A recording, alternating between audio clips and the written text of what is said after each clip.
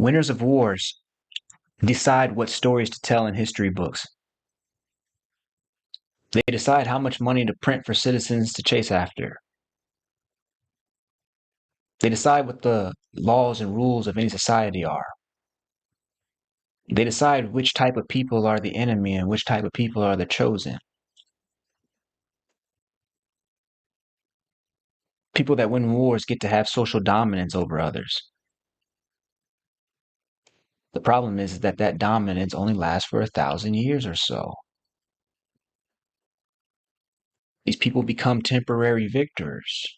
And it's coming to my attention that I don't really think that there's been enough,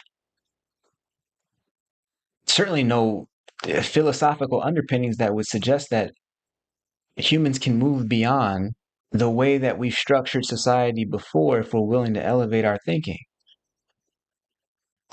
We'd have to move to a pure system,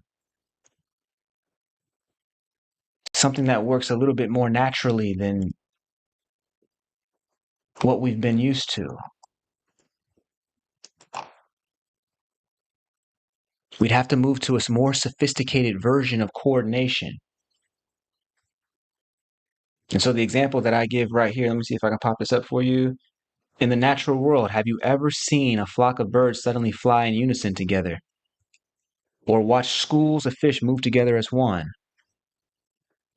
How does each individual organism know when to do that? What force is coordinating them?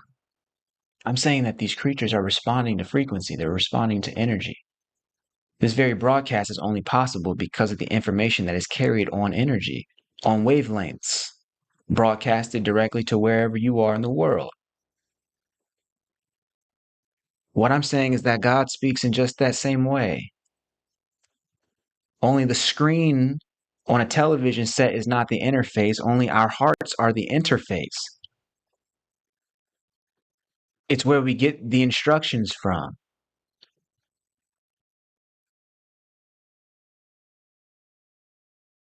YouTube video, your screen is the interface. Your speakers, your phone, your device.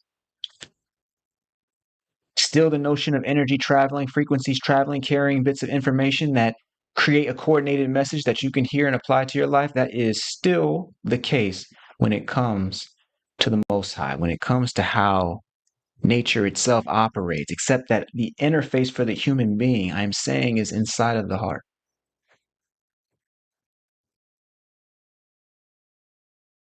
And the information is carried on love itself.